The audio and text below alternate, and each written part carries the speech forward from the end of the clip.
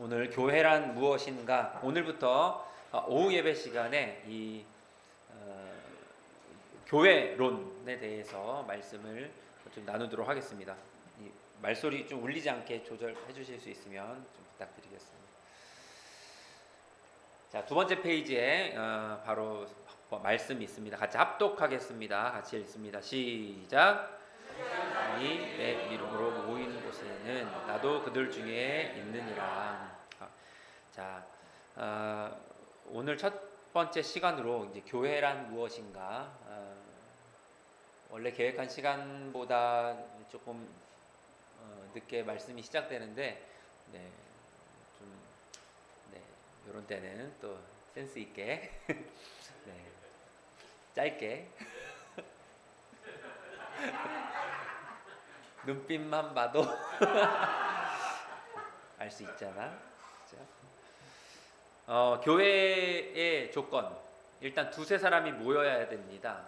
그러니까 교회는 제가 말씀 전하는 때에 전에 개인의 교회가 있고 공동체 교회가 있다고 했는데, 아무리 개인이 성령님이 내주하심으로 우리가 하나님의 성전이라고 하더라도 혼자로서는 교회가 될 수가 없어요.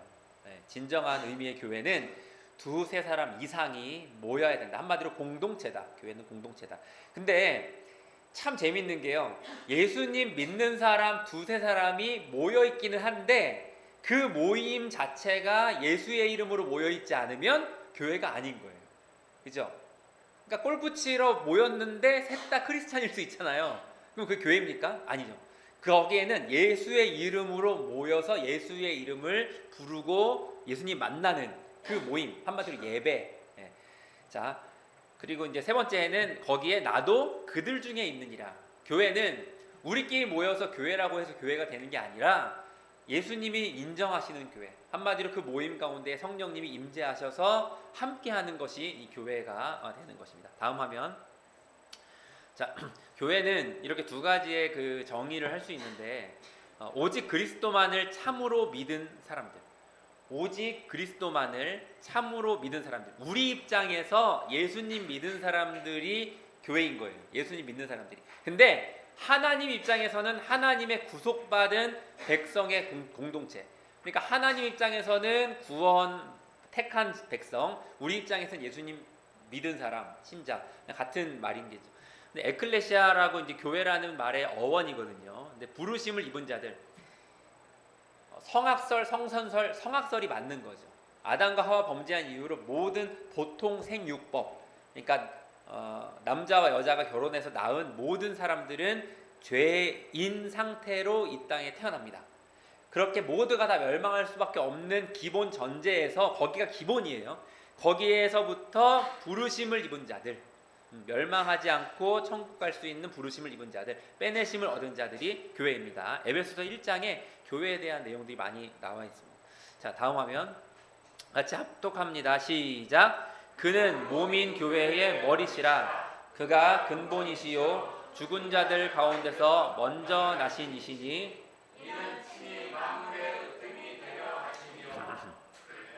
자, 교회는 예수님을 머리로 하고 있는 예수님의 몸이다. 아까 우리 모임 중에 사실 나왔죠. 네. 그리고 죽은 자 가운데서 먼저 나신 이시니 친히 만물의 으뜸이 되려 하십니다. 그래서 이 교회는 이 세상의 그 역사가 세계사라고도 말하고 전쟁사, 미술사, 뭐 여러 가지 역사가 있는데 이 교회사가 가장 으뜸되는 역사이다. 세상 사람들은 인정을 하지 않지만, 교회 밖에 있는 사람은 인정하지 않지만 교회사, 그리고 더 조금 더 깊이 들어가면은 구속사, 우리는 많이 듣는 그 말이죠. 그래서 하나님께서 택한 백성을 예수님의 십자가의 보혈의 공로로 구원해 나가는 역사. 그렇기 때문에 만물의 으뜸이 예수님이고 예수님의 몸이기 때문에 이 교회 조직이 이 세상에 여러 가지 단체와 모임들이 있겠지만 가장 으뜸되는 모임인 것입니다. 다음 화면. 자, 교회를 분류할 때 이제 이렇게 많이 분류를 합니다. 보이지 않는 교회와 보이는 교회. 그러니까 한자어로 그대로 그 말 그대로죠. 비가시적 교회와 가시적 교회, 뭐 유형 교회, 무형 교회 이렇게 나누기도 합니다. 근데 요거를 이제 또 다른 표현으로 하면은 본질과 형태거든요. 그러니까 보이지 않는 교회는 무엇이냐? 한마디로 아담 이후에 아담이 출생한 이후에 예수님이 다시 오시는 그날까지 그 사이에 이 땅에 태어나는 이제 인생 가운데에서 하나님의 택함 받은 자들의 전체 수요가 교회의 본질입니다.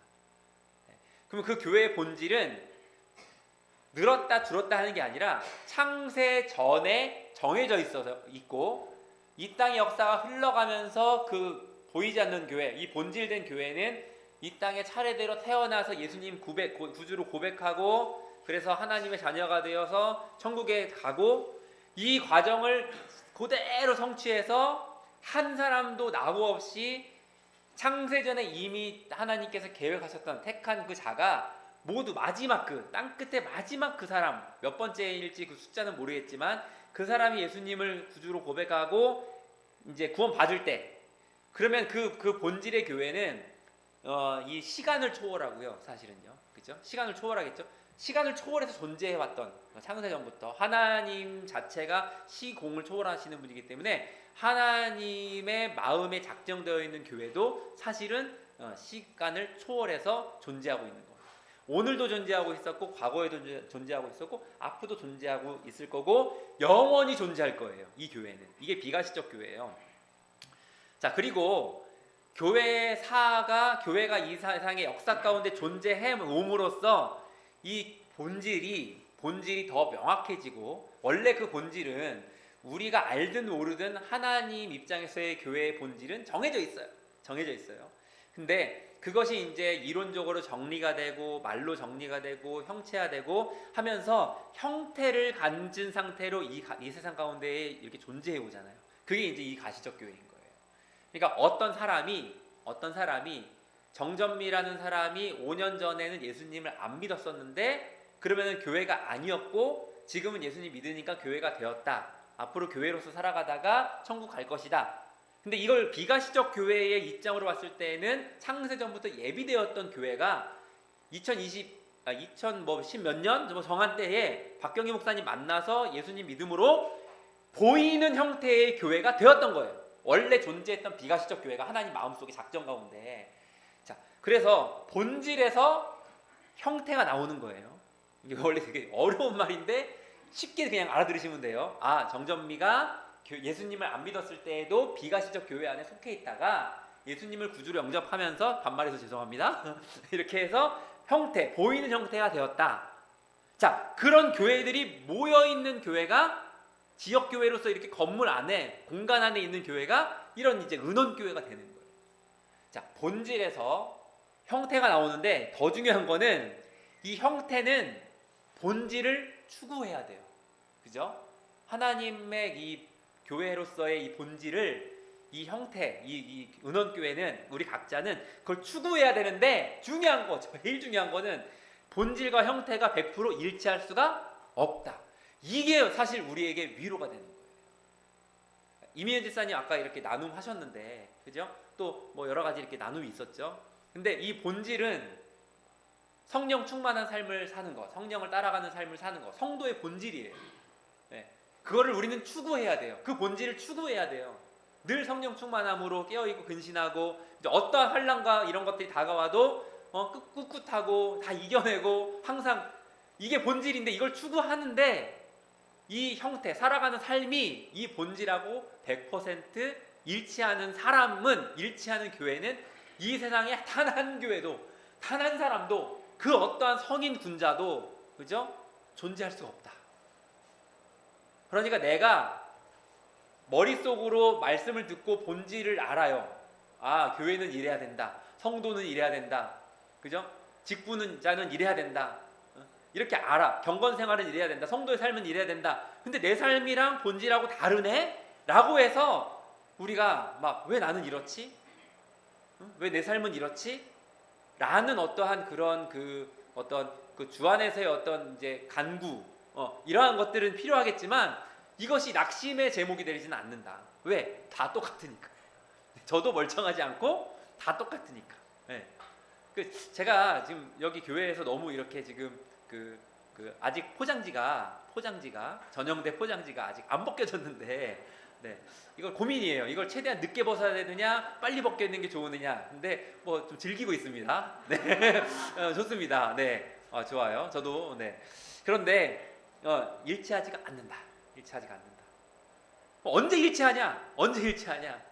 예수님 오시거나 아니면 예수님한테 여러분들이 가거나 하면 일치하는 역사가 일어나요. 이게 언제까지 일치하냐? 영원토록 일치해. 그러니까 잠깐 일치하지 않는 것 가지고 힘들어 하다가 앞으로 영원토록 일치하는 삶을 살 거기 때문에 지금 뭐 그렇게 크게 낙심할 필요가 없다. 그래서 오늘 찬송가 300장을 고른 이유가 번민이 막 뭐 해도 그 은혜가 내게 족하네.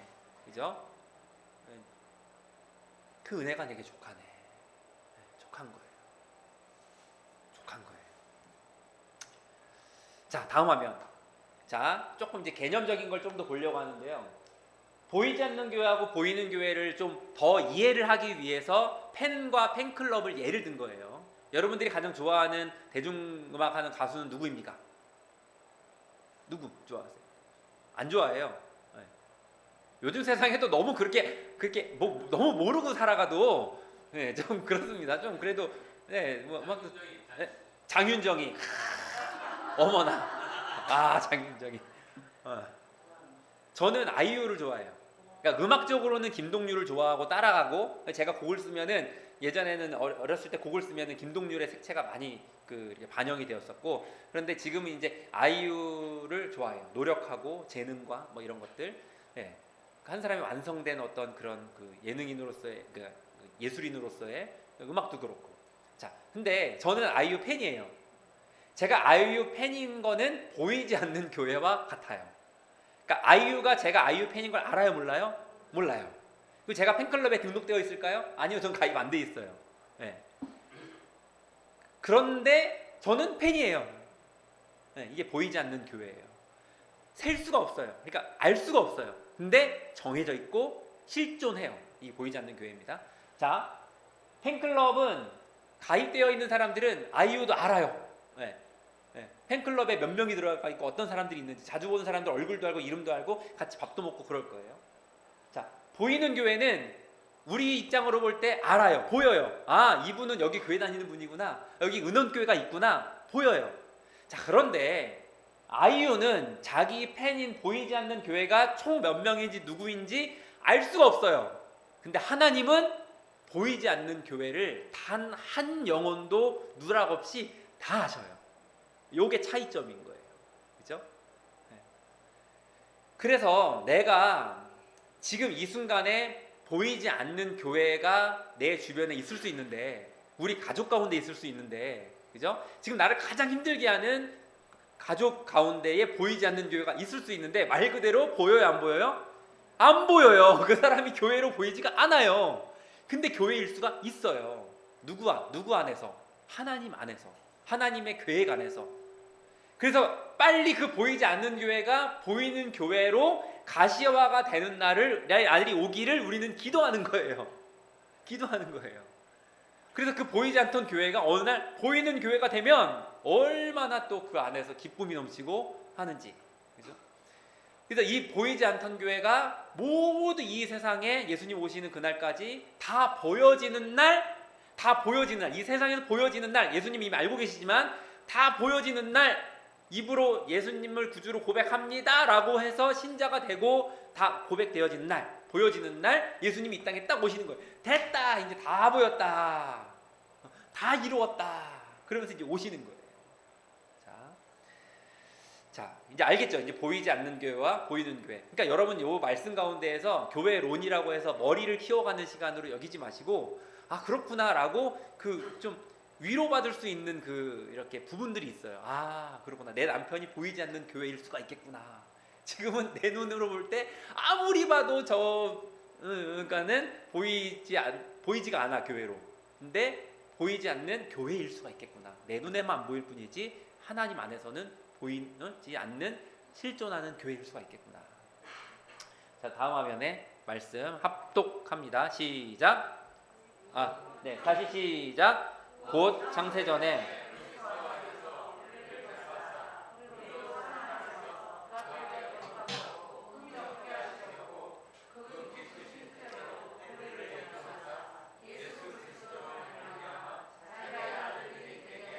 네, 이게 보이지 않는 교회예요. 방금 설명드린 내용을 성경의 말씀으로 창세전에 택한 사랑 안에서 거룩하고 흠이 없게 하시려고 기쁘신 뜻대로 예정하고 예수님으로 말미암아 아들들이 되게 하신 자들. 자, 다음 화면에는 이제 보이는 교회. 이 교회가 사도들과 선지자들의 터 위에 세우심을 입은 자.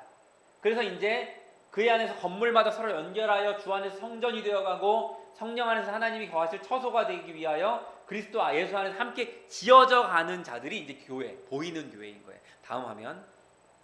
네. 자, 어디부터 어디까지가 교회인가? 어디부터 어디까지가 교회인가? 교회론을 하는데 도대체 어디부터 어디까지가 교회인가? 제가 이제 그 성경 공부하거나 뭐 이럴 때 가장 좀 많이 꼭 단골로 다루는 내용인데, 자, 사이비가 있어요. 사이비하고 이단은 뭐가 다를까요?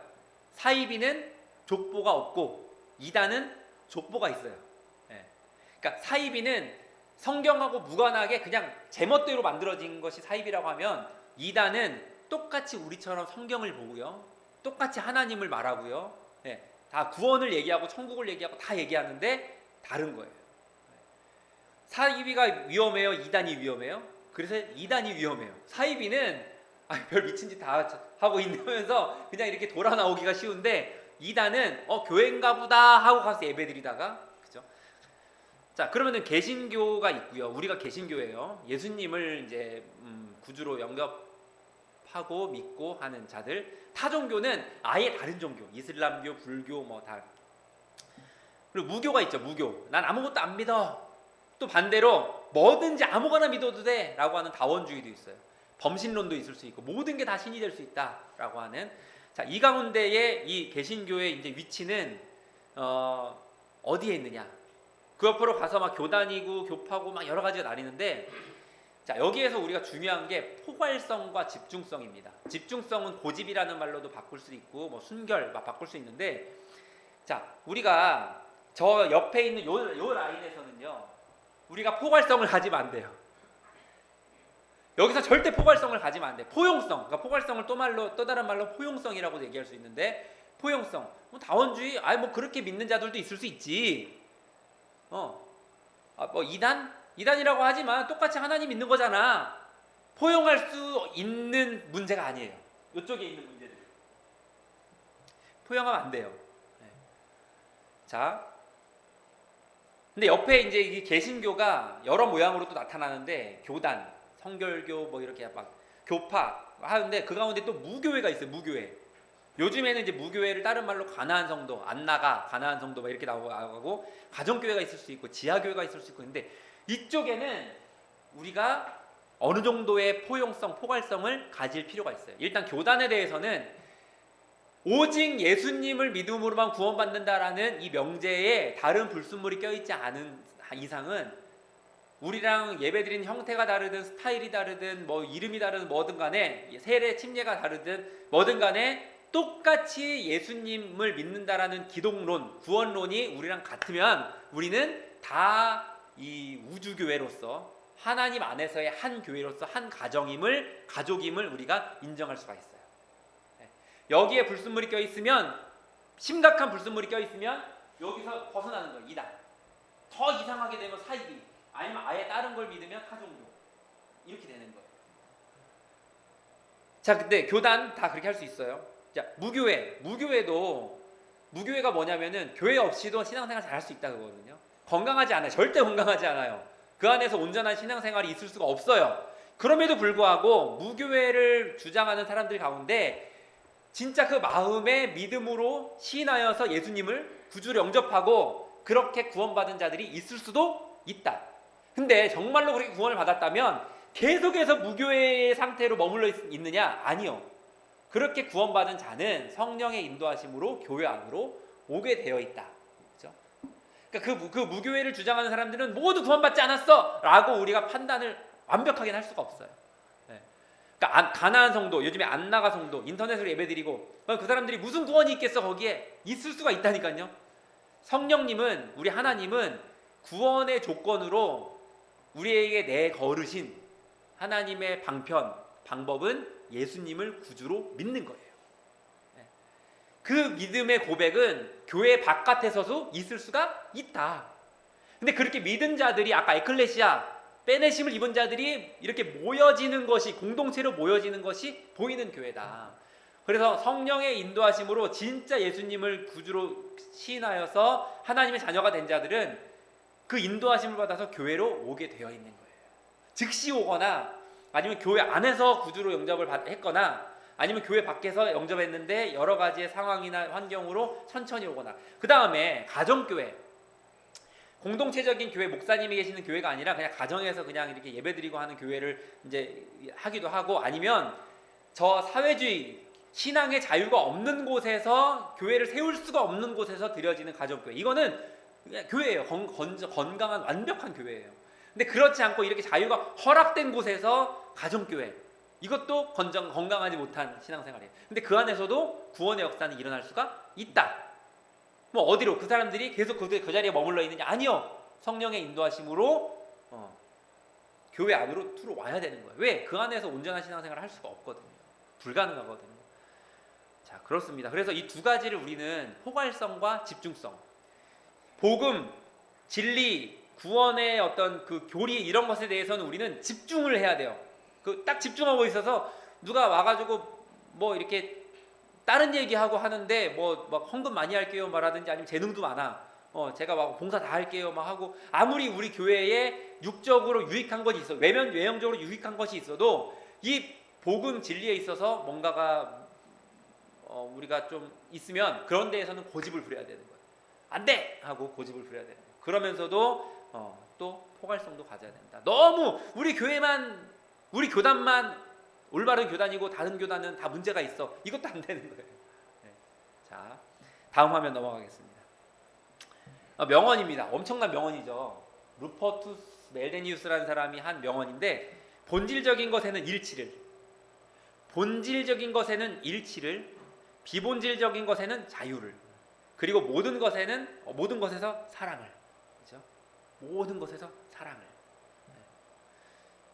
각자 이렇게 읽으시면서 받는 그 은혜를 이렇게 깨달음이나 이런 느낌을 받으시고 넘어가도록 하겠습니다. 다음. 자, 마지막인데, 교회가 그러면은 이제 오늘 교회론 첫 시간이거든요. 첫 시간. 그럼 교회는 이제 어떠해야 되느냐라고 했을 때 이 어떤 차이가 있느냐? 그래도 이제 이 교회, 저 교회, 큰 교회, 작은 교회 뭐 여러 가지 차이가 있지만, 교회가 가져야 되는 덕목 중에 이제 하나로 순수함이 있어야 돼요. 교회는 순수함, 좀 덜 순수함, 이런 차이가 있을 수 있어요. 그래서 모든 교회는 순수하기를 지향해야 돼요. 지난주보다, 지난달보다, 작년보다 올해 더 순수하기를. 수련회가 다음번 수련회가 더 순수하기를. 뭐에 순수하느냐? 세 가지에 순수해야 되는데, 첫 번째, 복음에 순수해야 돼요. 교회들이 고백하는 교리의 순수성. 우리는 굉장히 교리가 순수한 교회예요. 자, 그 보존하는 예배의 순수성. 예배가 순수해야 돼요. 자, 그 다음에 성례는 두 가지의 것을 한 글자씩 따가지고 합친 말인데, 이 교회의 가장 중요한 요소 중에 하나, 필수적인 요소 중에 하나인데, 그게 바로 성찬과 세례예요. 교회에서는 성찬, 예수님의 피와 살을 포도주와 이제 빵으로, 떡으로 기념하는 성찬. 예수님이 자신의 그 육성으로 이렇게 나를 기념하는 그 교회의 모임에 내가 특별히 더 은혜를 주겠다라고 약속을 하셨어요. 그래서 성찬을 할 때 성령의 임재가 있어요.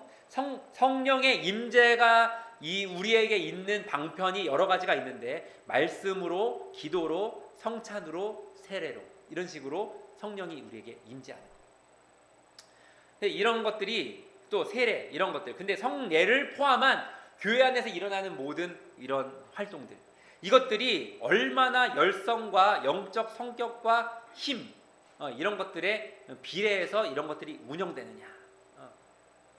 그러니까 아까 오늘은 제가 좀 활용하는 그 성함이 이제 정전미 조사님의 이름을 이렇게 쓰고 있는데, 아까 이제 말씀하시기로 굉장히 이상적인 봉사의 자세를 말씀하셨어요. 네. 그러니까 교회가 막 일이 많아지고 역동할 때 그 앞에서 막 일을 하는 사람들, 그 몇 프로 그런 거 있잖아요. 아무리 조직이 커도 몇 프로가 일하고 뭐 이런 거 있잖아요.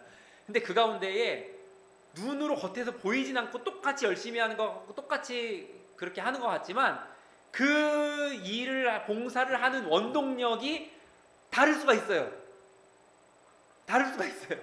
그게 다르면 당장은 문제가 안 생기는데 시간이 지나서 어느 때가 되면 문제가 생겨요. 문제가 생겨요. 근데 아까 굉장히 이상적인 그 고백을 하셨는데 이 교회들의 열성과 영적 성격과 힘 이런 것도 성례를 하는데 교회가 봉사를 하고 구제를 하는데 이것이 어떠한 비교의식 때문에 의무감 때문에 어떠한 뭐 여러 가지 욕심 때문에 명예욕 때문에 이런 것 때문에도 할 수가 있다. 교회가 아니 옆에 교회가 보니까 은평 어디에 막 이렇게 해가지고 막 지역신문에 났어. 쌀을 뭐 저쩌고 하고 막 가서 목욕 봉사하고 우리도 해야 될 거 아니야. 그래가지고 막 하는 거예요. 막 하나님이 사랑을 채워주지도 않았는데 내가 지금 베풀 그게 없는데 아까 오전 예배처럼 수요와 공급이 아직 이게 맞지가 않는데 가가지고 막 해요. 그러면은 뭐 하면서 인간적인 보람을 느낄 수는 있어요. 근데 시간이 흘러서 꼭 문제가 생긴다. 그래서 이 성례는 교회에서의 이런 모든 봉사와 오늘 오전에 봉사에 대해서 얘기했는데 이거는 이 하나님이 주시는 그 힘, 영적으로 부어주시는 힘과 비례해서 나가야 된다. 똑같은 얘기죠. 수요와 공급이 맞아야 된다. 똑같은 얘기입니다. 자, 마지막 마무리입니다. 권징. 그러니까 우리 교회에 권징이 있습니까? 권징은 뭐냐면 잘못한 걸 잘못했다고 얘기하는 게 권징이에요. 자, 우리 교회에 권징이 있습니까 지금? 네? 없어요? 당당하게 없다고 하시는데, 네, 뭐 나름 있어요. 네, 나름 있어요. 그러니까 담임 목사님께서 그 권징을 교회에 공적으로 발동을 하지 않을 뿐이지 각각의 사람들에게 전화하고 얘기하고 책망하고 권면하고 하면서 권징을 나름 행하시는 거예요. 네. 근데 이제 교회가 커가면서 이 권징의 이것도 보이지 않는 권징이 아니라 보이는 권징으로 나아가야 돼요. 자, 그러면은 아파요, 안 아파요? 권징은 아픈 거예요. 권징은 편한 거예요, 불편한 거예요? 불편한 거예요. 근데 권징이 교회가 순수해야 되는 세 가지 요소 중에 한 가지인 거예요. 권징이 없으면요, 사람이라는 게 인간이라고 하는 것이 워낙에 죄성을 가지고 있어서 교회에 권징이 없으면 아주 막 되게 험한 표현을 쓰고 싶은데 지금 은혜가 이제 이렇게 있어가지고 험한 표현이 잘 안 나와. 아주 그냥 뭐 이렇게 네 가지가 부족하다든지 막 배은 막 이런 막 그래가지고 이 권징이 없으면은요 우리가 긴장감이 떨어져요. 영적인 긴장감. 이 긴장감이 떨어지다 보면은 뭐가 떨어지느냐?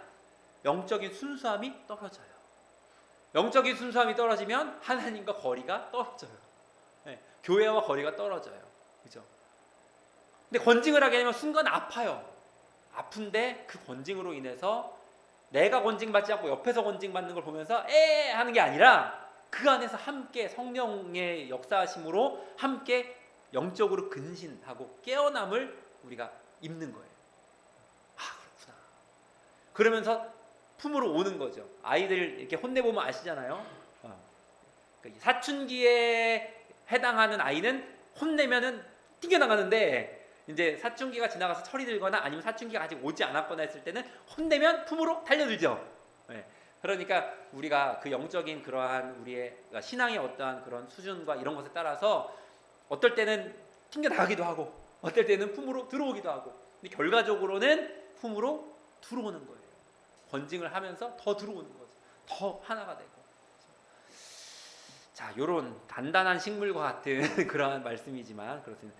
뭐 다음 화면에 그냥 요약인데 내용 이미 다 나눈 내용이기 때문에 이렇습니다. 자, 여러분 교회론을 시작을 했어요. 교회론을.